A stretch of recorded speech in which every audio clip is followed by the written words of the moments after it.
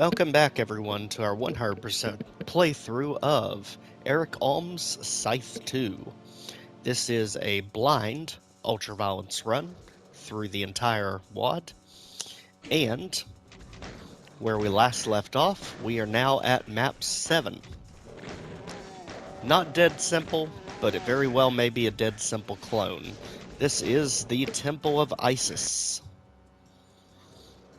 And the reason I say that is, when you get beyond the episodic adventures and get into the fan-made custom WADs like Ancient Aliens, Eternity, etc., most people with 30 map MegaWADs tend to put as their map 7 a dead simple clone. Just the simple premise of defeat the Mancubis, defeat the Arachnotrons, and you win, I guess, just spawned so many different remakes and reimaginings of it all throughout history. I mean, heck, Going Down's bad reception is amazing of it.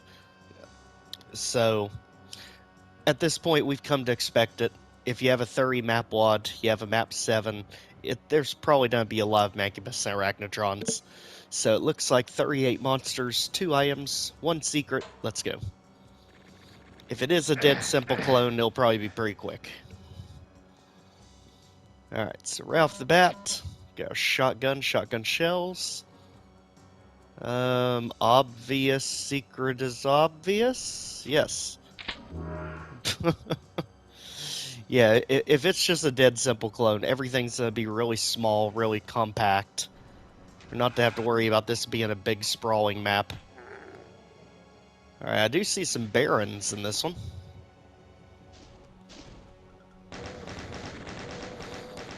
Maybe it's not a dead simple clone. We have to see. Okay, so apparently everything can just walk up here, and I'm not sure how much I like barons just kind of wandering up to meet us. So let's just juke everything, head on out.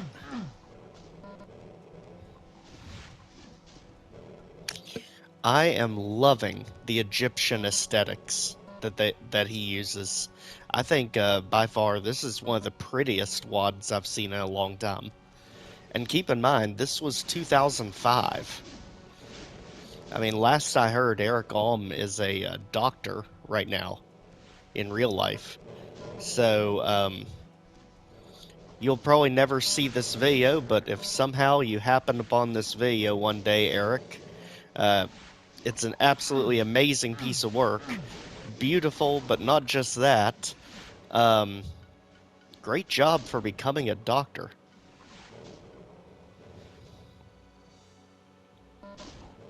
So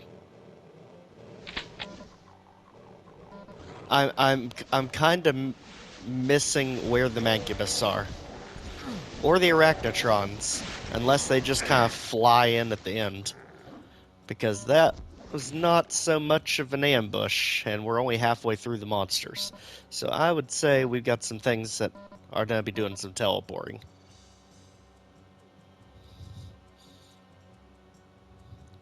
But wow, just look at all this window dressing they gave it. That almost reminds me, that scarab almost reminds me of some visuals you see in Eternity. Nice. I just don't know. Did he really just come up with all these custom textures? Because this is amazing. I don't even think I've seen other WADs use some of these textures before. They really should, because these are absolutely beautiful. Imagine if Foul Doom, when you went to Pharaoh, you actually had some of these aesthetics. Now, obviously, we have to get out here somehow, because we have a supercharge over there, which we need for our item count. So, I'm guessing these are doors. With the super shotgun.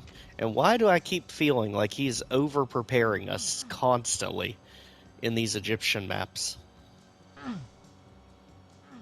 I mean, I just don't see a reason you would ever need all this. Okay, we don't push the eye in, so how do we get to the Megasphere?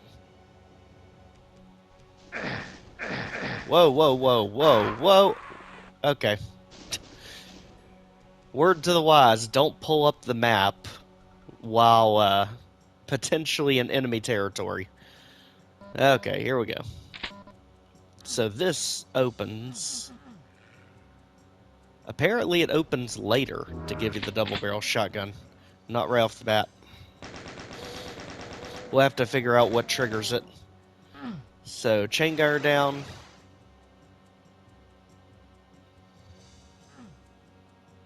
Blue key. Did we just teleport into another plane of existence? No, because the Baron's still there. So I wonder where the Mancubis came from that was shooting us. So that's how we got the double barrel shotgun. That was the blue key in the middle there. Now we don't have to sit and ogle stuff. Let's actually just leave everything alive. I mean, the Mancubis is the king of infighting. We need to give him, feed him some monster fodder. Blue key, get the goodies. Okay, so this switch is what triggers the Mancubis then. So the question is where they show up at. Down there, okay.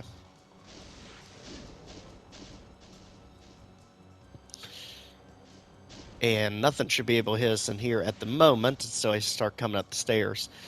Trying to figure out how to get to this mega armor and supercharge.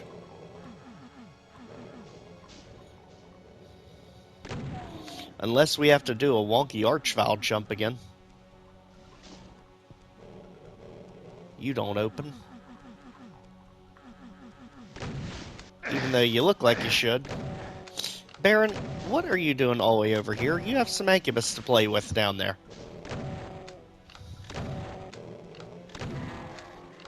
Fine, we'll go take care of the Mancubis for you. Maybe. Right after we get all this health we don't have. Okay, all of a sudden this is starting to feel like that trap in Liminal Doom 2, The Threshold.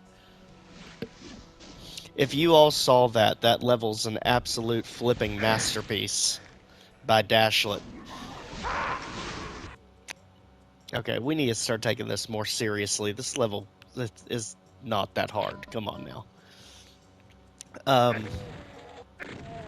But this threshold we ended up having to do, and I believe it was 4 different parts, is an absolute masterpiece. It basically runs on a clock that he has in the center of the level. You're basically in a giant city, and when the clock hits midnight, the city gets overrun by custom enemies, the Shadow Imps.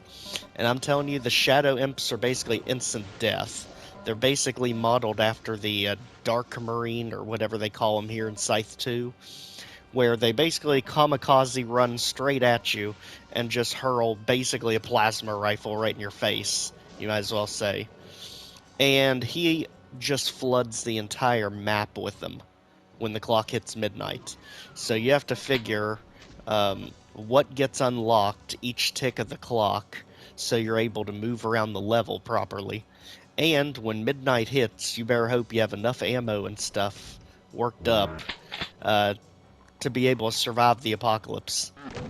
And then be able to still get all the secrets and clear out the city of enemies.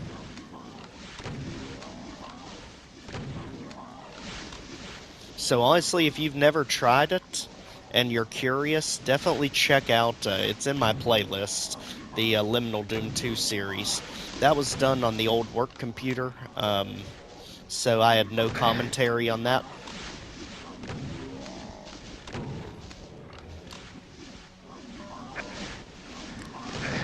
And each level is entirely different with entirely different themes. So definitely check that out if you never got to see it the first time through. The Threshold actually has a Mancubis trap similar to this, where you just have a ton of Mancubis on raised pillars, and the room is flooded with demons coming right at you. And then, if that wasn't good enough, they end up throwing a whole herd of revenants in at you if you take too long. So I can definitely see Dashlet possibly being inspired by this level to make that trap. Except I don't yet see Revenants coming to push us along. But I do notice these Mancubis seem extra aggressive. Normally they waddle around for a bit.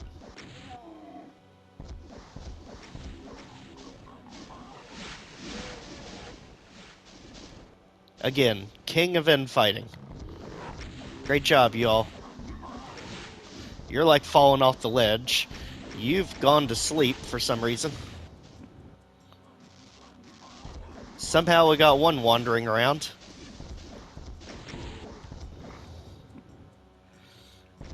Okay, can we wrap up with you? Good.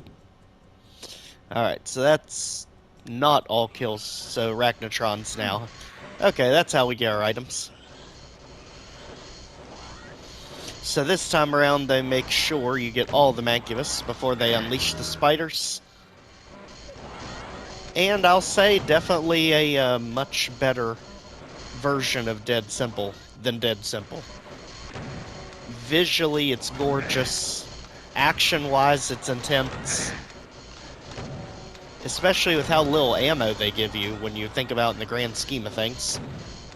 Because the original Dead Simple gives you so much cell ammo you can just breeze through. We didn't even get a plasma weapon. So he definitely makes you work for it, which I really appreciate.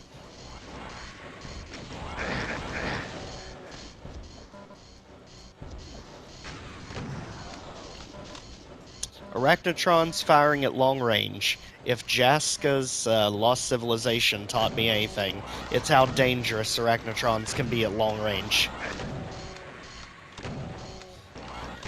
Because once you have that stream of plasma going, it is insanely hard to dodge. Get them up close, and they're nothing. But see, this stream, good luck dodging it. Now we got crossfire going on. Crossfire! Sneak around over here. Keep confusing everyone with the pillars. And the cleanup work should be a messy endeavor, but good nonetheless. That got it for us, 38, 2, and 1 this map done. We definitely played around quite a bit with it, but let's be honest, Dead Simple Clone, we kind of had our feelings going into it, but the aesthetics are absolutely beautiful, and if you're going to do that meme, I guess you'd call it at this point, at least make it a beautiful meme. And this one, definitely a 10 out of 10. I would much rather play this than the original Dead Simple.